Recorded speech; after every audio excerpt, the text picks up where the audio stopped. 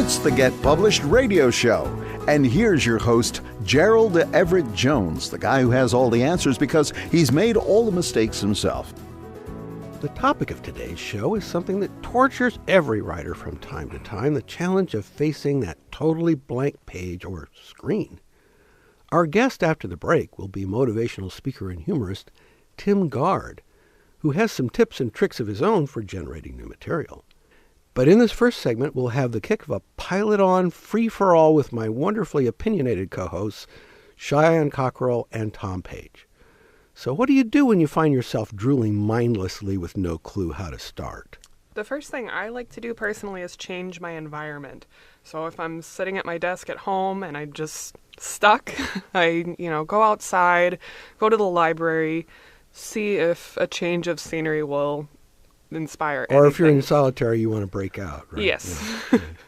Ernest Hemingway had two answers to that this. Guy, one of my favorites, yeah. His answer for one was first you wash the car, then you clean out the refrigerator. Writers have incredibly clean houses. I've heard that said. But the other one is much more useful, and it is don't write yourself out.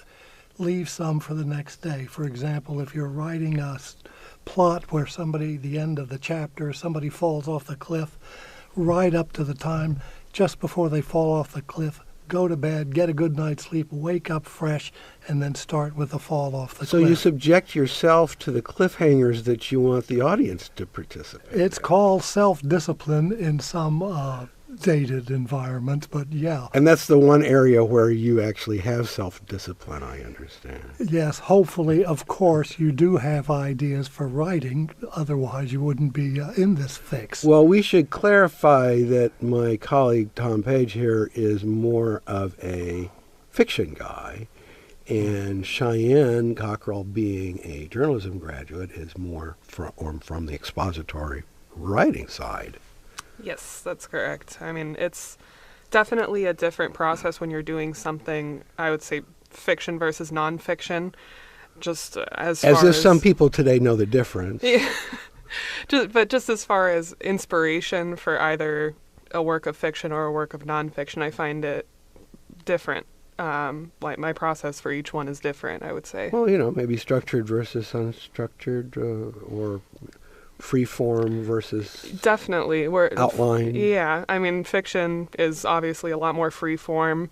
You can get inspired from almost anything, whereas nonfiction, I like to start out very, very structured. I like to have a plan, and I'm a lot more detail oriented. Well, it'd be more typical to have a real business need or a purpose or an assignment for an expository piece, of course. Yeah, definitely. Unless there was something that was just, you were so curious, it just bugged you for years. I mean, that's happened to me too. What about the notion of drama as conflict? I think some guy said that was the core of it. Maybe this guy Aristotle? That makes sense. I would say he is right. I would also add that is the core of great comedy too. It's a different approach, but argument is yes. conflict. Yes. And doors slamming and people misunderstanding each other and the dog running out the door, stuff like that. Yeah, definitely. And Aristotle also has a great quote on that. Anybody can become angry. That is easy to be angry with the right person, to the right degree, for the right time, for the right purpose, and in the right way. That is not within everybody's power. Well, I don't think his hero Socrates exactly followed that because, they made him drink poison and die. But, I can understand. Well, it's kind of interesting. I remember reading Robert McKee's book about screenwriting, and he was talking about one paradigm for a scene, which would be true for fiction, and actually for even some, if you were going to do a case study in an expository piece, is that you begin with a disagreement about action, and that leads up to, through the scene, a disagreement about values. So an example would be, where shall we go to dinner, dear? And then it ends with, you never loved me. Okay? And I think a lot of us can write that script. I think maybe I could see that as a comedy. Where shall we go to dinner, dear? And then they go to a place that's very formal and they get very depressed. And they said then they drop into a snack shop and it's very loud and noisy. And then they get happy. And then she says, I'll have what she's having. Right? There you go. And she's having something you hate. That's a throwback. Somebody will steal that scene for an updated movie here one of these days. Cheyenne, that was Harry Met Sally? Yeah. Okay. I've seen it. All right. So some stuff is timeless. Okay. I think that's true. But, and Cheyenne, we've talked about this on the show before, about the idea that conflict isn't necessarily weaponry. Right. Yeah. We did a previous episode where we were talking about drama, like of the mind versus physical violence. And I think when you're doing something with like a conflict of the mind, it needs to be crafted much more artfully. And we were just talking about Aristotle. He actually has another quote kind of commenting on the same thing. Did you translate this from the Greek or? Oh, yes. Okay. Yeah. No. But he says the ultimate value of life depends upon awareness and the power of contemplation rather than mere survival. So really our biggest battles are not physical, but mental. And I think it's much more impactful on a reader when you're getting something that you really have to contemplate versus I'm going to kill this guy with my sword.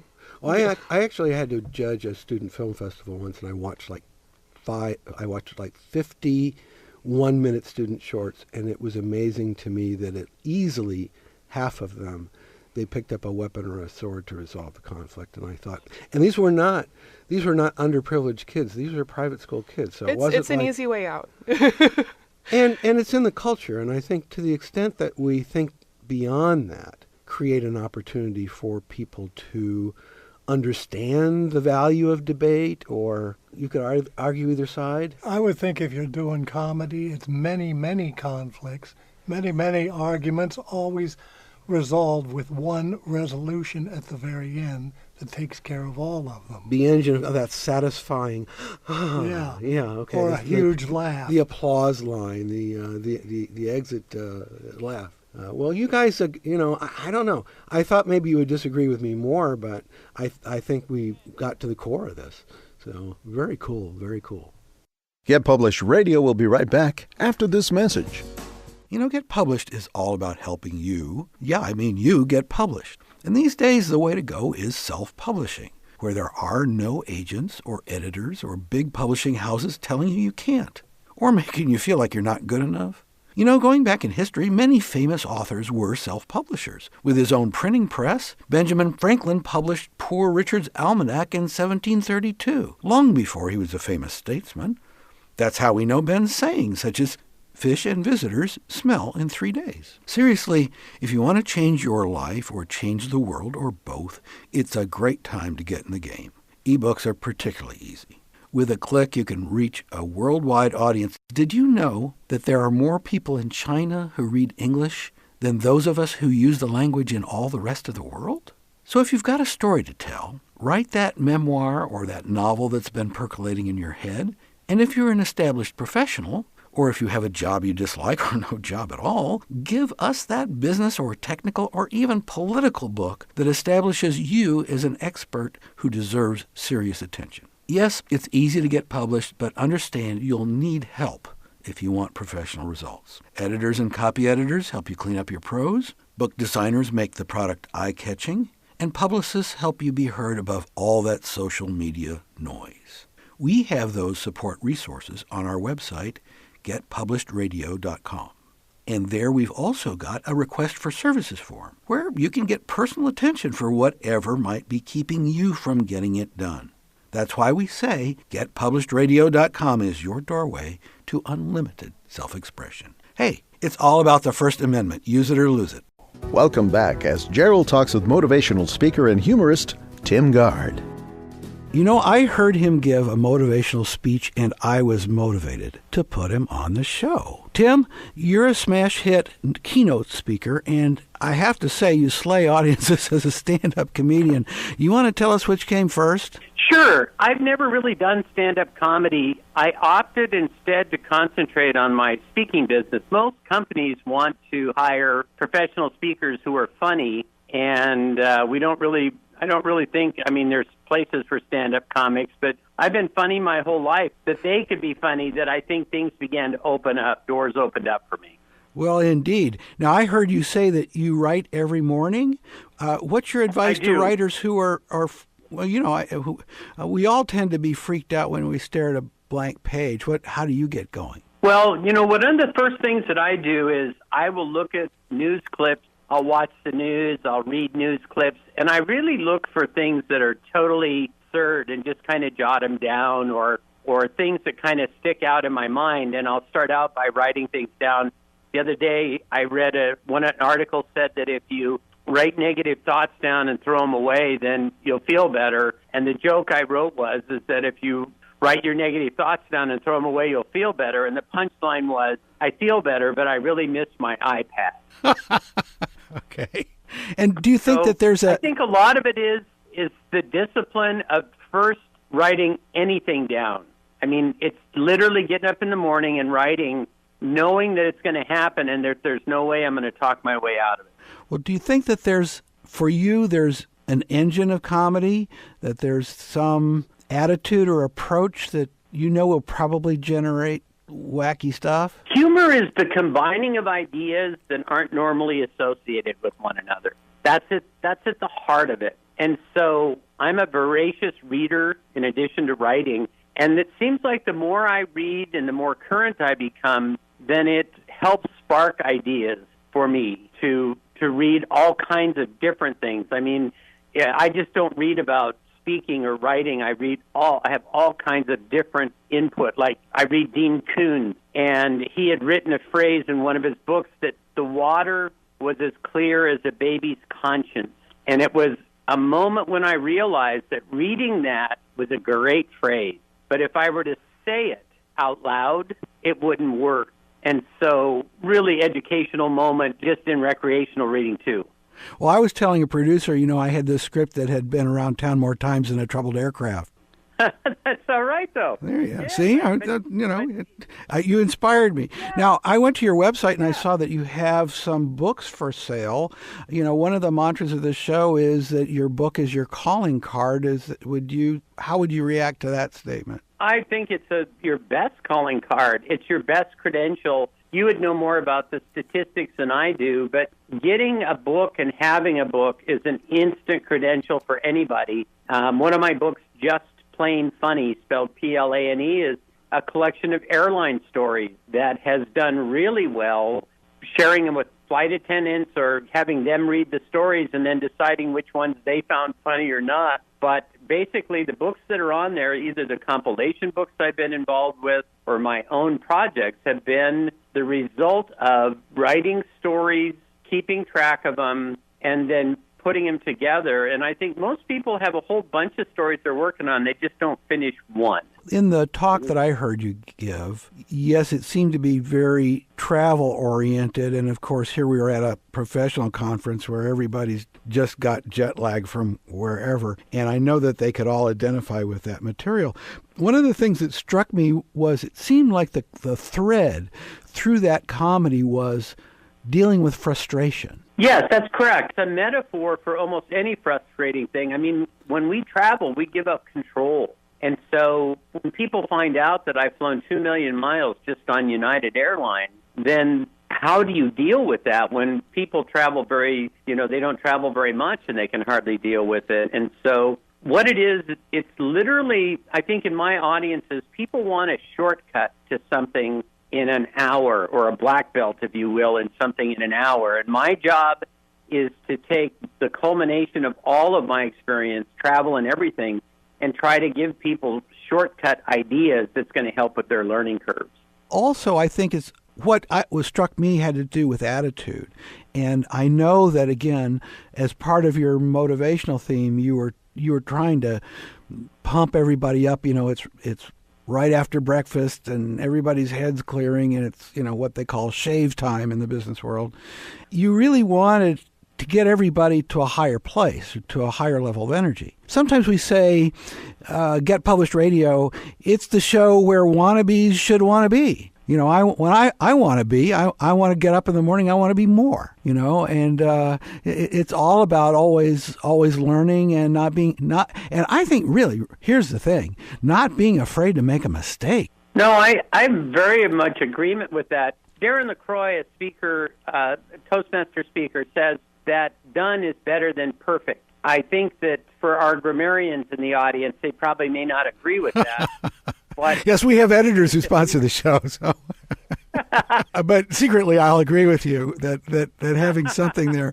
Of course, the secret there is iteration. You know, you refine it, and then there's that wonderful saying by director John Huston that scripts are never finished; they're simply abandoned. That's very true. Well, and I think what I do is I take it to a point, and then I turn it over to an expert who will go through and make sure that, although it's funny that it's spelled properly in context and everything else, I don't know how many people can write, be their own editor, and expect perfection from themselves. I think a lot of it has to do with getting help and knowing where your area of expertise is, and then finding others that can take your product and move it to another level. Oh, thank you for that endorsement. Our advertisers could not have said it better themselves, so you plugged right in. Now, Tim, also, you know, since our audience is aspiring writers, and we've got boomers who maybe have time on their hands, maybe they've got expertise that they want to share, or they've got that pent-up novel, or, you know, they've got granny's diaries that, you know, really need to come to light of day or else they'll die on the shelf. And also a younger generation of millennials that maybe want to experiment with new forms, or they want to talk about new products, or they want to rant about, you know, how challenging the world is. But in many cases, we have the urge to be public speakers.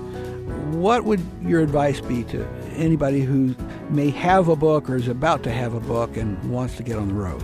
Well, most of the things that I've heard from even publishers is that if you are comfortable speaking, then as an author, you're a big bonus. Get Published Radio will be right back after this message. You know, in all the history of the world, with today's technology, it's never been easier to get published, to self-publish your printed book, ebook, audiobook, even multimedia ebook. And not just novels and memoirs, or how-to books and histories, although if that's what you've got, let's have it. But also poetry, spoken word, graphic novel, cartoons, children's picture book, interactive video, games, virtual reality, and imaginative mashups of all this stuff. Get into the game. Along the way, you'll no doubt need some professional help from an editor, a book designer, a publicist. But isn't the investment in yourself worth it? How about you take the money you'd spend on your next vacation and get famous instead? GetPublishedRadio.com. That's our support website where we've got links to all the resources you'll need. And don't forget that request for services form if you crave some personal attention. That's GetPublishedRadio.com. Hey, it's all about the First Amendment. You can use it or lose it.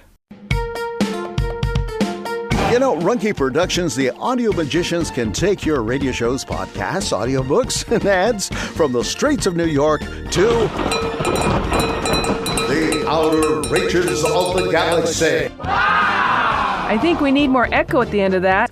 Now look, visit us at runkeeproductions.com. I still think we need more cowbell. Welcome back to Get Published Radio. Let's rejoin Gerald and his guest, Tim Gard. There are a lot of authors that are great writers that are not good speakers, but I think could probably learn to be better, just as like any other craft. My suggestion would first be is that if you're comfortable in front of the room, or more comfortable in front of the room than you are sitting in the room, then you should be doing public speaking. And the way that you get better is to do more of it, to surround yourself with other experts. National Speakers Association is who I belong to, and literally learn more about the craft and cut your own learning curves. If you're scared to death and being in front of the room, then you're part of the majority, then you can work on that. But the biggest thing is stick with what you feel comfortable with. Don't let a fear of public speaking stop you from writing. Well, Tim, this has been a kick. How can our listeners get in touch with you? My website is timgard.com, TIMGARD.com, and my email is just as narcissistic as it sounds. It's Tim at timgard.com. I'm always happy to meet new people and happy to come up with any sort of a suggestion that I can. And I think that it's really important that they hear that speakers speak and writers write, and they're not mutually exclusive. We can do them both. That is an inspiring note from Tim Gard. Thank you, Tim. Good to talk to you. Thanks for having me. All smile and laugh in the same language, right? And what happens is it draws us together. Who wants boring training? Nobody. But when you laugh, you feel good. And what occurs within you is you want more of it. And what I'm going to talk about today is to show you ways that you can use humor as a business skill so that you can communicate faster, you can have more fun when you're doing it. And he said, Mr. Gard, you made me laugh. I'm going to upgrade you to first class for free. So I go down through security. There are 9 lanes at either side of DIA. Only 2 of them are ever open at any given time. I have a 50-50 chance of getting behind somebody with a gallon of gasoline or a brick in their backpack. And I don't get selected for secondary screening. Gotta enjoy the journey, people, all right? And I get up to the gate, and I go to hand my ticket to the ticket person. I said, hey, I got upgraded to first class for free. And this young man says, Mr. Gard, there's only 1 class of service on this airplane. That is a cruel hoax, people. And I'm sitting there with me and my supervisor and about 12 other people reading the minutes, and I start going to sleep. I cannot stop it. Gravity is, I have lost control of the upper part of my body. I'm going down. And I don't know what to do. And I know if I fall asleep, I'm going to get in trouble. I've got to figure out a way to get out of this terrible mess. And all I had to work with was a pen and a piece of paper in front of me. And I thought to myself, what would MacGyver do? You know, how can I MacGyver my way out of this? You know, and is that my pen?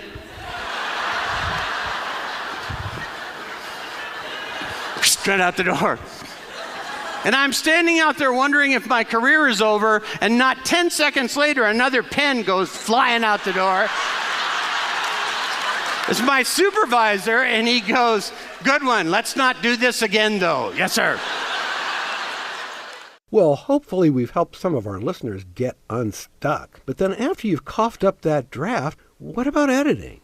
I feel like a lot of people forget to get an editor, or they think that they can do it themselves, but you really need that kind of unbiased third party to go in and then look at your work and see what you've done just from purely like kind of mechanical perspective. You need that second opinion. And there's lots of different types of editing. They're broken down into roughly 4 categories. Editors know if you want some light editing, they're not going to go through all of it.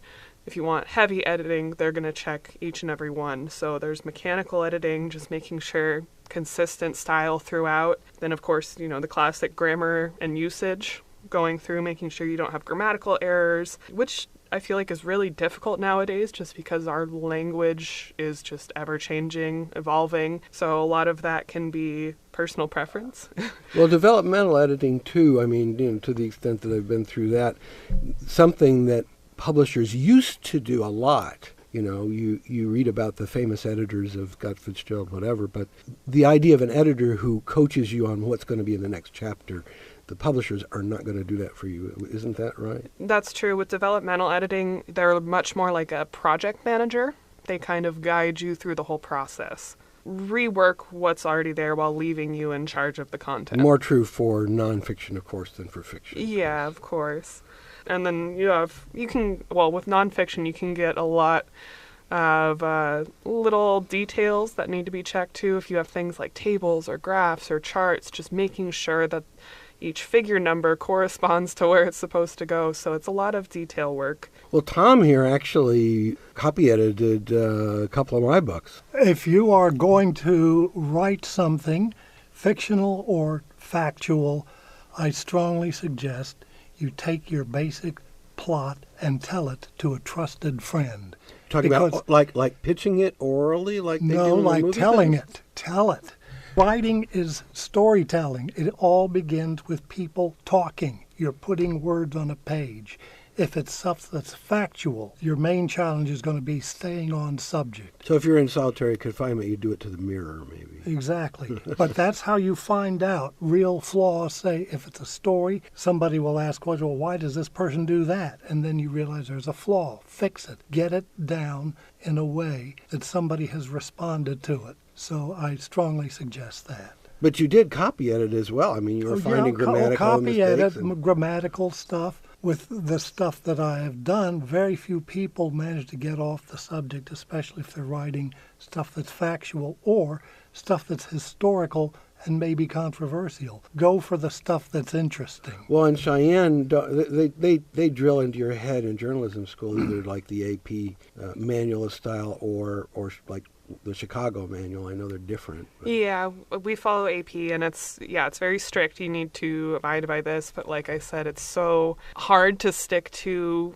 like a predetermined style nowadays, just because we are continuously getting new terms. And if you don't know what choice to make, at least be consistent. Exactly. As long as you're consistent throughout, people can respect that, or I guess. they won't catch it. Yeah. And that's our show. Get Published is all about self-publishing and self-expression, and that getting published and the ease of getting published these days is really all about exercising the First Amendment in this free society of ours. What we need these days are more ideas. Even though we're deluged with information, we need more good ideas. And we need debate about those ideas. Book-length debate, not just snippets that are posted on social media, not just selfies and cute pictures of your pets, the things that you really think. And remember, because in self-publishing there are no gatekeepers out there, that is the good news and that is the bad news. So hire some good help. Perhaps you found that here. You may find it on the website, whatever you're looking for, whether it's an editor or a book designer or somebody to help you promote. But hire good help, get good advice, and by all means, please get published. The Get Published radio show with Gerald Everett Jones is produced by Runkey Productions. Our producer is Lori Marple, and your announcer is Bill Navarro. Music by Jason Shaw. You'll find links to support services on our website, getpublishеdradio.com. So whether you're an author, a publisher, or a self-promoter, get help at getpublishedradio.com. And thanks for listening.